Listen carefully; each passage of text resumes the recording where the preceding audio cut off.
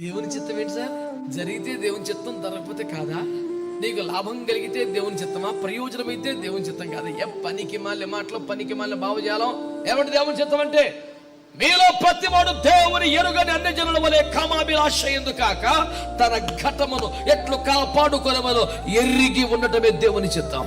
పొరపాటు అయిపోయిందని, అబ్బాలహీనం అయిపోయిందని, నా జారిపోయి రోషన్ తక్కువ మాట్లాడుకో. ఈ ఘటమునగా శరీరమును, ఈ కొండను ఎలా కాపాడుకోవాలో తెలిసి ఉండటమే. ఈ సంబంధం కరెక్టా కాదా, దేవుని చిత్తం వల్ల తెలియదు. చాలా కాలంగా ప్రార్థన చేస్తున్నామని మరి దేవుని చిత్తం ఏంటో తెలియని దేవుని చిత్తం కోసం కనిపెడుతున్నావు. బాగుంది, శభాష్. మరి తెలిసిన దేవుని చిత్తాన్ని ఏం చేసేవరా? ఈ ఘట్టమును ఎట్లు కాపాడుకొన వల్ల ఎరిగి ఉన్నట్టు దేవుని చిత్తం కదా. ఇది ప్రకటించబడిందిగా. It is well declared. అందరికీ ప్రకటించబడిన తెలిసిన సత్యం కదా. మరి తెలిసిన చిత్తమును పాటించడానికి నీ ప్రయత్నం ఎంత, నీ ప్రయాస ఎంత?